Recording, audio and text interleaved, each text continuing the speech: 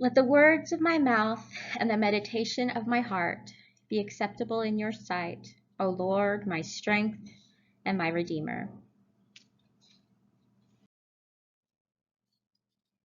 When I read today's gospel, I'll admit my first reaction was a little on the spiky side.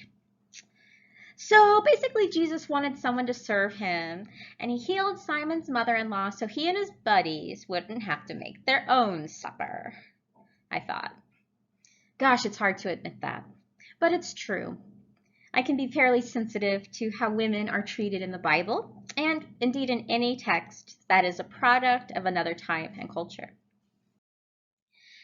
But I know Jesus better than that. After I took a minute to let that first reaction roll off my back, I was able to laugh at my human biases and weaknesses. The funny thing is, I wasn't really so off the mark as I first thought, as I contemplated the story more deeply. Jesus did heal the woman so she could serve him. All his healing miracles enabled discipleship because they open ears and hearts closed off by pain and suffering. There's this popular saying in mommy blog circles, you can't pour from an empty cup. The sentiment behind this statement is you can't serve your family, your community, or even your God if you are too tired or sick or just depleted. You need to fill up your own cup first. Jesus has to heal the woman before she can serve. At first glance, this is of course obvious. It's like when parents are told by airline stewards to put the oxygen mask on ourselves before we put them on our kids. Totally makes sense. But as I think about that empty cup in the context of this story of Jesus' second healing at Simon's house, the statement seems empty and banal, partially because what is popularly offered as a solution to what ails us, harried parents, is itself so empty and banal. Take a bubble bath. Leave the kids with the grandparents when you go to the grocery store to get some me time. Have a very small piece of chocolate. Splurge on a crystal face massager and rid yourself of those puffy circles and wrinkles while you're at it. Buy something in the name of self-care. We seem to always be putting a Band-Aid on our aching wounds rather than combating the deeper issues. It's easier to put the onus on the mom or dad to treat yourself rather than look deeply at the challenges of parenting in a time when the norm of an insulated nuclear family without a village is exacerbated by the isolation of a pandemic. The parenting example is just one of thousands of deep wounds we encounter on a daily basis that we never fix, but simply deal with using rough patchwork. Usually the people most in need of help are asked to make these patches themselves, stitching their own wounds back together as best as they can. Wide sweeping structural changes are too hard, right? Affordable daycare? Job security instead of the gig economy? Nah. As always, the challenges of life on this earth are too big for us to fathom, too nebulous, too pervasive, too deep. What can we possibly do? Well, we can turn to Jesus for healing.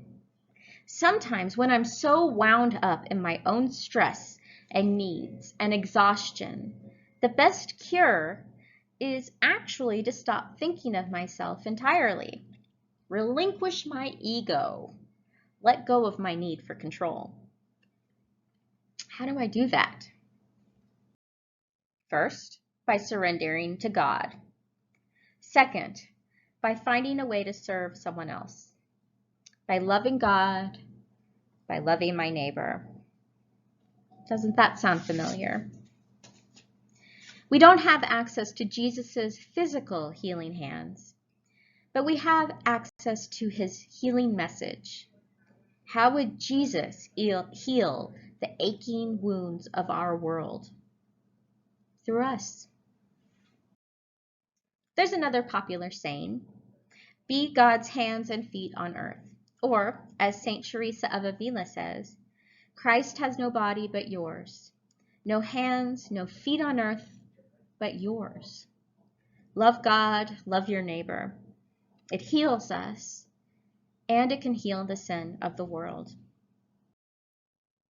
My parents have a cross-stitched tapestry in their house made by my great-grandfather. It says, if there is righteousness in the heart, there will be beauty in the character. If there be beauty in the character, there will be harmony in the home. If there is harmony in the home, there will be order in the nation. If there is order in the nation, there will be peace on earth. That's kind of a highfalutin way of saying, be the change you seek in the world.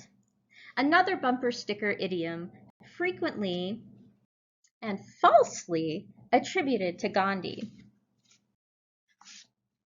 Or as Thich Nhat Hanh, Buddhist monk, would say, peace is every step. Personal transformation is essential. The danger here is to say personal transformation is all we need. Personal transformation is the first step, not the end. Let Christ heal you so you can serve God and your neighbors. The problems we face are enormous, and we need help.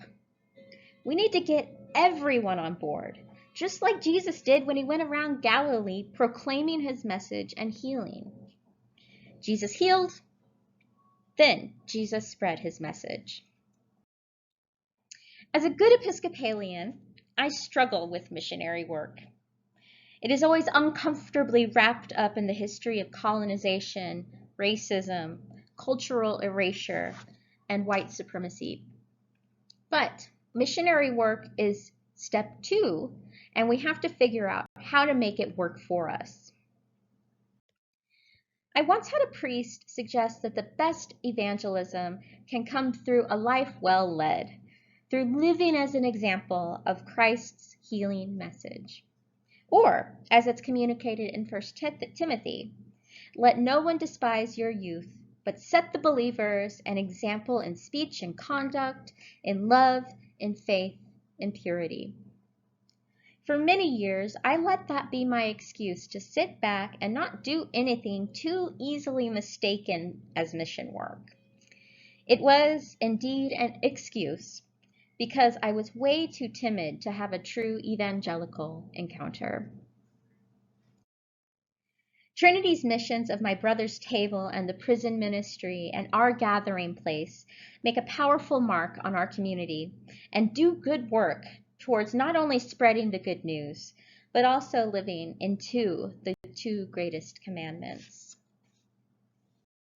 Similarly, the fact that Trinity's AV Club has mounted a camera in the church and we've been working on figuring out how to stream services in real time is a great step forward into the missionary field of reaching out to parishioners who might not be comfortable with the workings of Zoom.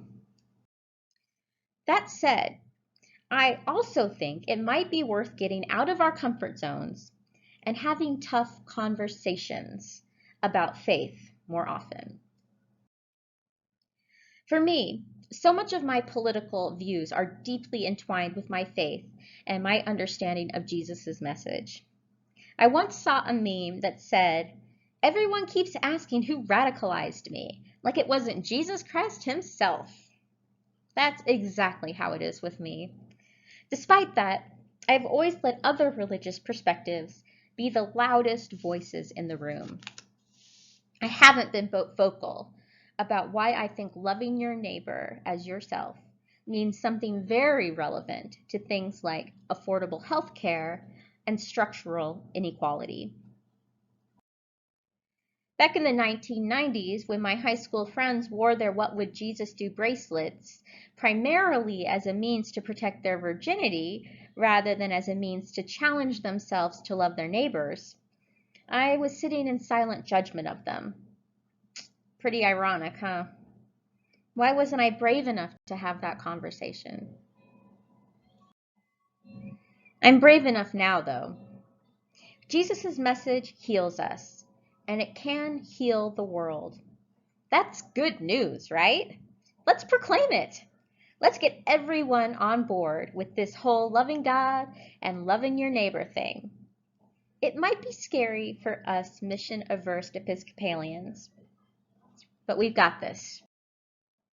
In the words of Isaiah, he gives power to the faint and strengthens the powerless. Even youths will faint and be weary, and the young will fall exhausted. But those who wait for the Lord shall renew their strength. They shall mount up with wings like eagles. They shall run and not be weary. They shall walk and not faint. Amen.